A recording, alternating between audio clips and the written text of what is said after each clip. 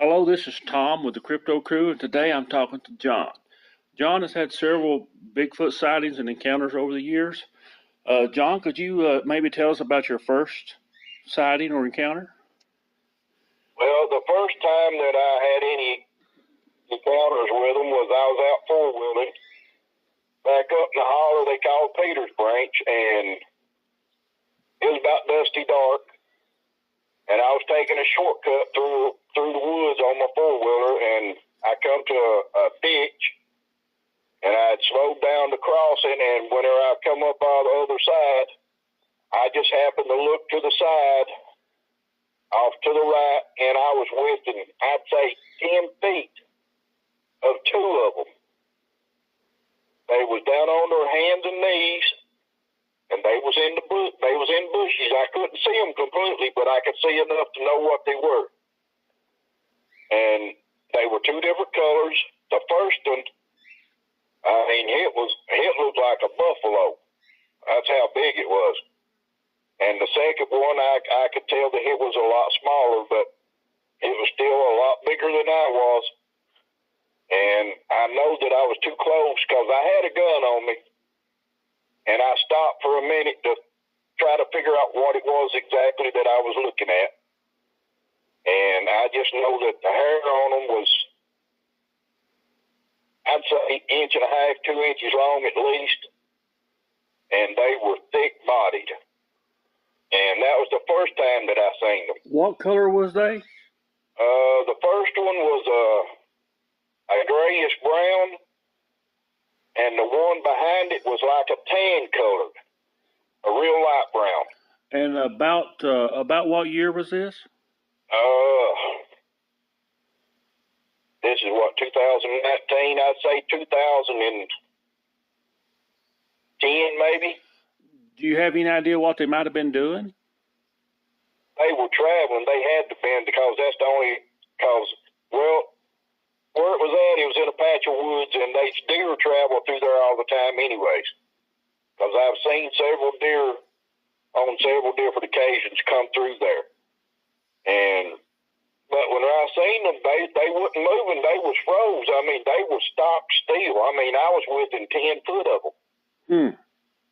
And I couldn't smell nothing, but the wind was blowing. It wasn't coming. The wind was blowing from my left to right, which would be coming out of the northwest. So, I couldn't smell nothing to me that close, and it struck me as being odd because I had never seen nothing like that in this, and I've seen bear, cougar, you name it, I've seen it. But I haven't seen nothing like this. Well, I guess you didn't think anything about trying to shoot them. You just wanted to get out of there, I'd imagine. Well, the thought crossed my mind, but I was too close to shoot them. Huh. There's a point where you're too close. Oh, yeah. And I was past that point. And this was in Harlan County? Yeah. Okay. Yeah, it was in Harlan County. Okay. All right, and then so basically you just drove on and got away from it? Yeah, I just went on. Okay. And I asked my friends about it, and I told them, I said, I thought I seen 2 grizzly bears. That's what the hair texture reminded me of. And I know we didn't have grizzly bear in this area. Right. And they just kind of laughed, and I didn't really think too much else about it until till later on. And my second encounter, this happened about 5 years ago. And my mom had just come from church, which I didn't go to church. I don't go to church. I was at home. And there was a couple people visiting, neighbors visiting, and every dog in the neighborhood, and I mean every dog, and there's a lot of dogs around here, was barking like they was looking straight at something. And I told my mom, I said, well, I'm going to step outside and see what the dogs are barking at. And about the time I closed the door behind me, I heard something, it sounded like a human, making a whooping sound, like a whoop, but it was deep. You could tell it was loud. And you could actually feel it in your body, like standing in front of them. And my first thought was, well, they somebody. I cussed. I said, they stuck some dumbass back there walking around at night. I said, I hope they got a light. That's my first thought to myself. And I hollered at them, or answered them. I whooped back. And to my surprise, it whooped again. And I answered again, and that's when I realized what it was that I was listening to, because I said, well, I've heard that. Then I remember searching for Bigfoot. And it amazed me, and it answered me 3 different times. I answered it twice. It answered me back 3 times. And I didn't get to go up in there until the following day. Well, the following day, I had to take my mom. We had to go out to town because she had doctor's appointments all that day. So it was the next day that I got to go up in there, and that's when I went around just about to where I know that heard it from. Mm-hmm. And I got off my four-wheeler and started walking out this four-wheeler road, and right in the edge of a mud hole, I found a footprint, and I took pictures of it. And I didn't have a ruler with me, but I had a big spider that I laid down inside the footprint. And to my best knowledge, that footprint was right at 18.5 inches long and almost 9 inches wide. That was a large one. That would roughly have been about a 9-foot tall creature at least. Well, I figured that. Okay, and that was your second encounter. Are there any more you'd like to add to that part of the story? Well, where I was at up in there, I built a cabin back there. Mm-hmm. And I noticed that when I'd be back there working around my cabin, hammering and, bumping and banging, that I would hear, well, it sounded to me like somebody back in like a baseball game going on. And it sounded, well, I mean, I know what they was doing. They had been hitting a tree with a limb or something, because, I mean, I thumped about 3 or 4 times. I was trying to square up my forward force for my frame. Mm-hmm. And I'd thump it with a sledgehammer 3 or 4 times, and then I'd be measuring from corner to corner. And then above me, back up in the mountains, you'd hear, I mean, it's like somebody taking a baseball bat and slapping the side of a tree with it 3 or 4 times. I've heard that before. And this went on for probably a week or longer. I mean, different times in the day, I'd be back there, and then I'd hear it back in there. Sound like a baseball game going on. I mean, I wasn't for certain what it was, but what else could it have been? It wasn't no hickory nuts falling and hitting the ground that hard. And squirrels don't do that. Oh, no. Oh, no. And plus, I've heard strange noises. I mean, it sounded like coyotes, but I know I've heard enough of them bark and howl and go on that it couldn't have been. So I just think, my honest opinion, I believe it was a family group back in there, had moved in. Because at one time, I got trail camera pictures. I've had about 9 or 10 different bucks back there on that property. And then all of a sudden, after that, I didn't have no deer. They wouldn't none. And I found dead deer back there, and no markings on them whatsoever. Well, it's widely thought that they do eat deer, so that's probably where they went to. Yeah, I mean, the strangest thing was we found one right in the middle of a graveyard. Wow. And it wasn't a mark on it nowhere, because my uncle, he called me. He said, Don said, come up here to the graveyard. And I said, what's going on? He said, help me get this deer off his grave. Huh. And I went up there, and we pulled it was a young button buck. But he'd just run out there and fell over dead. That's weird. And but the last encounter I had, This happened back in, this is May, about May to, April the 20th. I can't be for certain on the exact date, but it was right around the mid to late April of this year. And I was needing some dog food, and they got a dollar store up here at the head of the creek. And I had left the house about 8:15, 8:20. Dollar store closed at 9. And I was on my way to the head of the creek.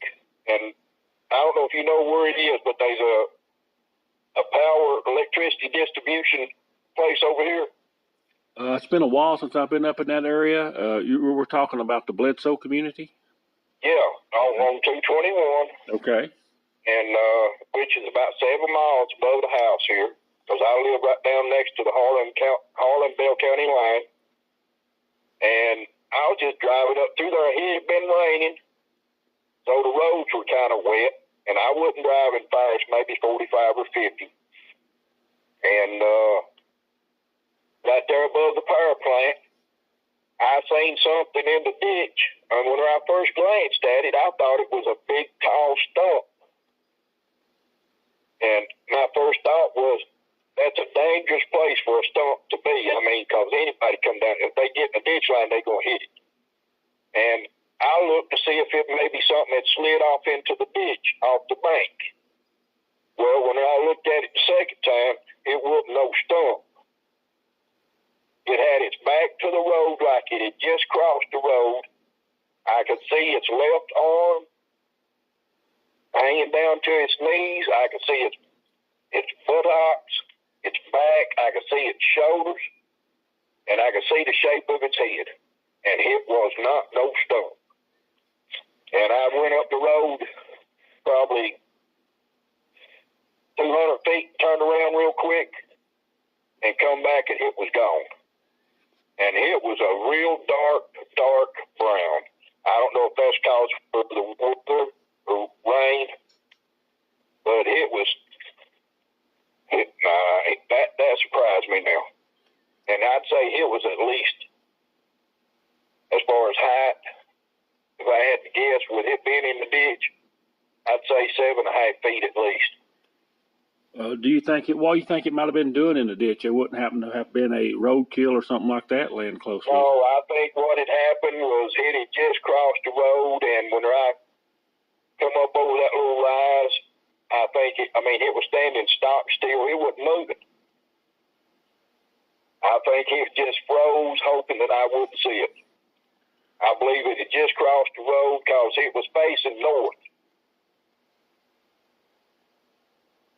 And then when you turned and went back, it was gone. So that let you know it sure wasn't a stump. Oh, no, it wasn't no stump. I know that. When I looked at it the second time, it just like it leaped out at me. Huh. As far as the shape, and it looked like a bodybuilder now. Very muscular. Oh, yeah. I mean, the deltoids on top of its shoulders was as big as Lou Ferrigno back when he used to lift weights. Wow. Well, what can you tell me about its head? Could you notice any ears or nose or? Well, I couldn't see no facial features because it was facing the north. Mm-hmm. And I just noticed that its head come up to like a cone shape. And as far as seeing any ears, no, but it was definitely covered in hair. I'd say weight-wise, if I had to guess, I'd say 400 plus, maybe 450, 500 pounds. For people who may not understand or know where we live at, Bledsoe is it's kind of like where I'm at. It's a small community in between two mountains. Lots of water sources. I mean, if you're kind of like us, we've got creeks and we got plenty of food sources. And places like that are just great for Bigfoot. Well, I was talking with that Neil, and I believe they come in here, they migrate with the summer months. go north, and in the winter months they migrate back south. And if they find a good food source, I'd say they'll camp out for a while. Oh yeah, I know where at least 3 different groups of them are here in my area of Bell and Harlan County. That you pretty much can go in and find foot tracks just about any time of the year. But Really? but there's such good food sources. We've got cave systems in this area that most people don't know that we do have cave systems, and we got plenty of water for them. So it's a great place for them. Yeah. Now my cousin, this is a whole different story. My cousin said he seen one, and he lived down up in a place called Stony Fort. I know where that's at. When did that happen? Say again? I said, when did that happen? About 12 years ago. He said that he come in from work one night, and he was a coal miner, and said he got in late, and his water source was off, and he said, I know where it come loose at. He said, I just had the water lines stuck together. He said the moon was out. He said, I just took off and walked back there. And he said when he kneeled down to put the water lines back together, he said he heard something coming down the mountain and looked up. And he told me, he said, John, he said, I thought it was a bear standing up walking on its hind legs. Mm-hmm. And I said, what did it do? And he said it walked in behind a fallen pine tree. And he said, I could still see its head and shoulders above the pine tree. Wow. And I said, what do you do? He said, what do you think I done? He said, I got up and went back to the house. And he said he went up there the next day and went over where he seen it at, and he said he found a footprint. He said he measured it, said it was about 16 inches long. And he said he followed it right on around, said it went around in behind where his dad lived at, and said his dad raised hogs, and said it stopped because he could see where it turned around, stood still for a minute or two, moving around above the hog pens, and said then he followed it. It went on right on around the hill and dropped down across the road and hit this big holler. And that was in Stony Fork, right? That was in Stony Fork. And he said another time he was up in there squirrel hunting, said something started throwing rocks at him. He said they was as big as bowling balls. I've heard stories about them throwing rocks numerous times. Yeah. And he said, John, he said they was coming down through the canopy off it because there's a cliff up there. And he said I was below the cliff line. And he said they was rocks coming off the top of that cliff as big as bowling balls. And he said they was landing down below me. And he said I was about 100 below the cliff line. He said, so it couldn't have been no human throwing them. No. And if he'd got hit by one, that'd have been the end of that. Oh, yeah. Oh, yeah. He said he killed 3 squirrels. I said, what'd you do? He said, I went down there and picked them up and went on to the house. I think that was probably a good move. Oh, yeah. And there's one other tale. There was a guy, he collects moths. And he said he was on his way home, and this was going across, what's the name of that road up here? 2009 or 2011. It's Salt Trace Road is what it is. Okay. And he knows that I was into this Bigfoot stuff. And I run into him up here at the little store. It's closed now. And he said, John, he said, I need to talk to you a minute. And I said, what's going on? He said, I believe in Bigfoot now. I said, what'd you do? He said, he was going across the mountain over into Middle Fork area, going home. And he said he was driving up this road almost to the top of the mountain. He said, I seen something move out off to the side. He said, I stopped and looked at it. And he said when he first seen it, he said he thought it might have been a bear. He said, that'd been my first bear. But he said when he stopped and looked at it, he said it was standing there with a pole in his hand, or he said it in his paws. and it slapped in the side of that tree. And I said, what was it, a bear? He said, no, it wasn't no damn bear. I said, well, what was it doing? He said it slapped that tree 3 or 4 times with a log. The way he described it, he said the log was 18 inches round. Man. And he said it slapped the hell out of that tree like 3 or 4 times and turned around, and he said it gave one of the ungodliest screams that he'd ever heard in his life. And I said, what'd you do? He said, I went to the house. He said, I didn't stick around to see what he was going to do next. Wow. Now, about how long ago was that? Did that happen? This was about 3 summers back. Wow. Well, see, Harlan County is just set up perfect for Bigfoot. And I think over the last 8 or 10 years, we've had a real increase in population in this area. Because I've taken in numerous reports from very credible people who, they're not going to make up just a story about Bigfoot out of the blue. Well, now, what I've told you is God's honest truth. I'll put my hand on the Bible and swear to it. I mean, why lie about something if you don't have to? Exactly. I seen one about 3 or 4 years ago myself. It was black as coal, and it was probably at least 9-10 foot tall. And I seen it right dead in the daytime with nothing blocking my view. Really? Where was this at? This is close to the Bell Harlan line in the Blackmont area. Well, let me ask you a question. Okay. I've got a mineral leak back here above the house. And I had just went and bought a 50-pound salt block. Uh-huh. And I had it back there. And my trail camera has got a picture. The way I got it set up, it'll snap 2 pictures, one right after the other, about 10 seconds apart. All right, first time it went off, the salt block was there. The second time it went off, it was gone, buddy. Wow. Well, what else could have picked it up? Well, it's either humans, or I figured, I don't know if a Bigfoot would steal a salt block or not. Buddy, it might. I mean, but now used to, I would run all my cameras on pictures. But after I caught this picture of the Bigfoot, I caught it like 3 o'clock in the morning. Yeah. After that, I started running all my game cameras on video.